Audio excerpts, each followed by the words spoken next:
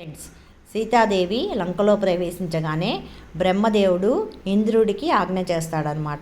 సీతాదేవి లంకలో రాక్షస మూకల మధ్య దుఃఖంతో ఉన్నది, నువ్వు ఆవిడికి ఆకలి దప్పులు లేకుండా దివ్యమైన పాయసమును అందజేయి అని చెప్తాడు. ఇంద్రుడు నిద్రాదేవితో కలిసి లంకకు చేరుకొని సీతాదేవి చుట్టుపక్కలున్న రాక్షస మూకంతా నిద్రాదేవి వల్ల నిద్రపోతారనమాట. తెలియకుండా, ఒళ్ళు తెలియకుండా నిద్రపోతారు. అప్పుడు ఇంద్రుడు ఏం చేస్తాడు, దివ్యమైన పాయసాన్ని ఈ విధంగా సీతాదేవికి అందజేస్తాడు. అప్పుడు సీతాదేవి ఆ పాయసాన్ని తీసుకొని తాగడం వల్ల అప్పటి నుంచి ఆవిడకి ఆకలి దప్పులు లేకుండా పోయినాయన్నమాట. ఈ విధంగా ఈ ఘట్టాన్ని నేను ఈ విధంగా వర్ణించాను ఫ్రెండ్స్. చూడండి ఎంత బాగుందో.